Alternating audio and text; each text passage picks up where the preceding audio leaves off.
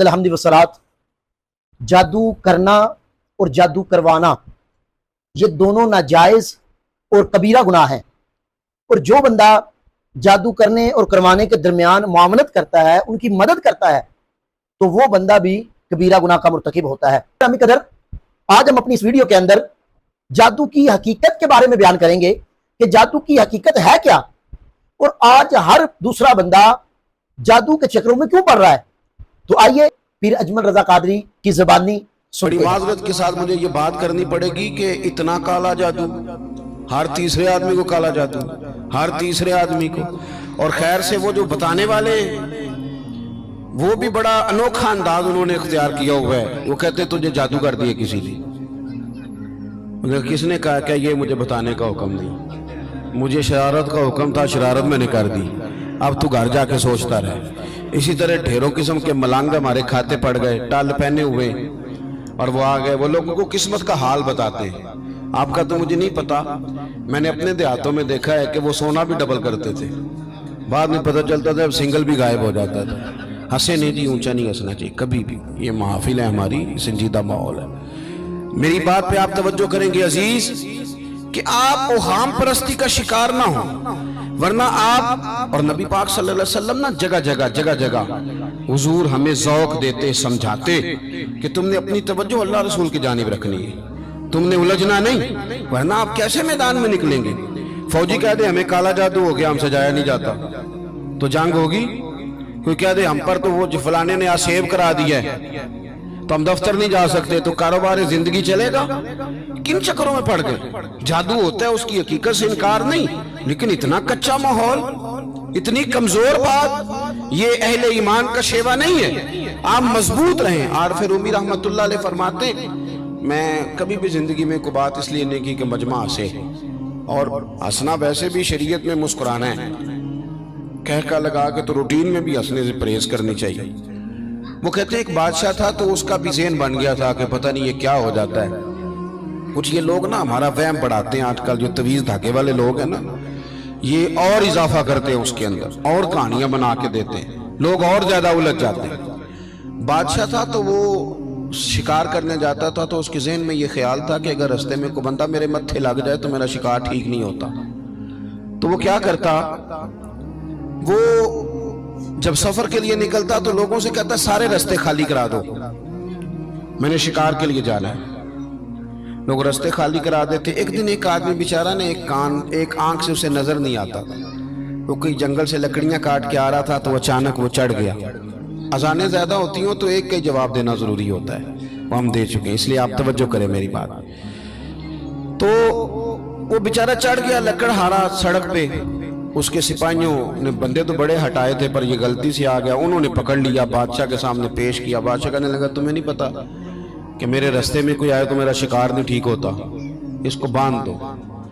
دھوپ بڑی سخت تھی، درخت کے ساتھ باندھ دیا، کہا جا رہا ہوں، واپس آتا ہوں، اگر شکار ٹھیک ہو گیا تو چھوڑ دوں گا، ورنہ اسے قتل کر دوں گا۔ دو بندے اس کے سرانے کھڑے کر دیے تلوار لے کر کے۔ اب وہ بیچارہ صبح سے بندہ ہے، بادشاہ چلا گیا۔ اتفاق کی بات یہ کہ آج شکار پہلے سے بھی اچھا ہوا، خوب ہوا، بادشاہ واپس آیا۔ اب یہ دھوپ میں بندہ ہے، کسی نے پانی بھی نہیں پوچھا، تنگ آمد بجنگ آمد، بندہ جب پورا تنگ آئے تو پھر جنگ بھی بڑی کرتا ہے۔ اس نے کہا یار آج مرنا تو ہے، اب مرنا سچ بول کے۔ بادشاہ نے کہا اسے کھول دو، آج میرا شکار بڑا اچھا ہوا ہے، لہذا اسے کچھ نہیں کہنا، کھول دو۔ رسیاں کھول دی تو پتہ کا شخص کہتا بادشاہ ایک بات کر لوں میں بھی، مار تو جانا ہی ہے پر ایک بات کر لوں۔ کہنے لگا کرو۔ کہنے لگا تم نے صبح میرا منہ دیکھا تھا، تمہارا شکار بڑا اچھا ہوا ہے، دن بڑا اچھا گزرا ہے، پر میں نے آج سویرے تمہارا منہ دیکھ لیا تھا، تو دیکھو میرا بیچارے کا کیا حال ہوا ہے کہ صبح سے یہاں۔ اب تم بتاؤ منحوس میں ہوں کہ تم ہو؟ نحوست میرے اندر کہ تمہارے اندر؟ میں اگر کوئی جوان آدمی میرے ساتھ آ کے یہ بات کرتا ہے نا کہ میری فلان ہو گیا تو میں بڑا، تو مجھے اس پہ غصہ آتا ہے۔ میں کہتا ہوں آپ اس عمر میں یہ کام کریں گے تو بزرگوں کو کون سہارا دے گا، ضعیفوں اور کمزوروں کو کون اٹھائے گا؟ آپ اتنی کچی باتیں کرتے ہیں۔ اور یہاں پیروں نے بھی عجیب تماشا گھڑا ہوا ہے، سویرے 9 بجے بیٹھ جاتے ہیں تعویذ لکھنے۔ آپ قرآن شریف کا درس کب دیں گے؟ آپ حدیث پاک کب پڑھائیں گے؟ آپ ان کو اصول فکر کب بتائیں گے؟ پیر صرف دین کا نمائندہ ہوتا ہے جس نے رب رسول کا دین پڑھنا ہے اور آگے پڑھانا ہے، جس نے لوگوں کو وہاں سے دین سیکھ کے آگے سکھانا ہے۔ باقی کیا معنی ہے چیزوں کا؟ اس نے صرف آسان کر کے جو ہمارے صوفیاء نے دیا آگے بات پہنچانی۔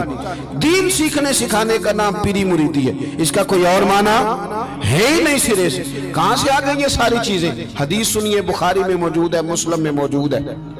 حضرت ابو ہریرہ رضی اللہ تعالیٰ عنہ فرماتے ہیں نبی پاک علیہ السلام کے صاحبزادے کا وصال حضور کی گود میں ہو گیا، گود میں وصال کر گئے صاحبزادے۔ حضور کو بڑی تکلیف ہوئی، آنکھوں سے آنسو آئے، سرکار روئے۔ صحابہ نے عرض کی حضور آپ بھی آنسو بہاتے ہیں؟ فرماتے ہیں میرا بیٹا گیا ہے، یہ آنسو محبت کی علامت ہیں، ورنہ میرے دل اور زبان پہ وہی ہے جس سے میرا رب راضی ہوتا ہے۔ اتفاق کی بات دیکھیے، اتفاق کی کہ اسی دن جس دن سرکار کے صاحبزادے کا وصال ہوا اسی دن سورج کو گرہن بھی ہو گیا۔ اب جوڑنے والے باتیں جوڑ دیتے ہیں نا، کچھ لوگوں نے بات جوڑ دی، کہنے لگے دیکھا حضور کے صاحبزادے کا وصال ہوا تو سورج کو بھی گرہن ہو گیا، سورج کو بھی گرہن ہو گیا۔ اور میرے دوستو سنو، یہ عقیدوں کی مضبوطی کتنا ضروری کام ہے، اپنے آپ کو فکری طور پر مضبوط رکھنا کتنا ضروری ہے۔ احمد مختار نبی پاک صلی اللہ تعالی علیہ وسلم نے اسی دن لوگوں کو مسجد میں جمع فرمایا، اسی وقت۔ صحابہ کہتے ہیں ہم بڑے پریشان تھے کہ حضور تو غمزدہ ہیں، نہ کوئی جہاد کی بات ہوگی نہ اور کوئی ہوگی، تو اس وقت کیوں طلب کیا؟ سب کو مسجد میں بلایا اور بلا کے میرے نبی پاک علیہ السلام نے خطبہ دیا، اللہ کرے آپ کو سمجھ آئے۔ یعنی اس دن جس دن صاحبزادے کا وصال ہوا، غم کی گھڑیاں ہیں، حضور نے سب کو مسجد میں بلا کے، میں بخاری مسلم پڑھ رہا ہوں، حضور نے فرمایا لوگو سورج اور گرہن کا لگنا اللہ کی نشانیوں میں سے نشانی ہے، سورج چاند کو گرہن لگنا اللہ کی نشانیوں میں سے نشانی ہے، جب یہ لگے استغفار پڑھا کرو، نماز پڑھا کرو، اللہ کے حضور حاضر ہوا کرو۔ فرمایا کسی شخص کے دنیا سے جانے کا اس کے ساتھ کوئی تعلق نہیں۔ اپنے عقیدے کو مضبوط رکھو، اپنے معاملات پر غور رکھو، کبھی بھی کوئی کچی بات نہ کرے، کوئی کمزور بات نہ کرے کسی موقع پر۔ ہم تو صوفیاء کرام کے جاننے والے ہیں، اور وہ لوگ تو اتنے مضبوط تھے نظریات کے، اتنے پکے تھے، تو ہر شخص کو کہتے تھے کہ دیکھنا تیرے دل میں غیر کا خیال نہ آئے، رب رسول کا خیال رہے۔ یہ اللہ والوں کا جو خیال ہوتا ہے، یہ چونکہ اللہ والے ہیں تو اس کو ہم غیر کا خیال کہتے ہی نہیں۔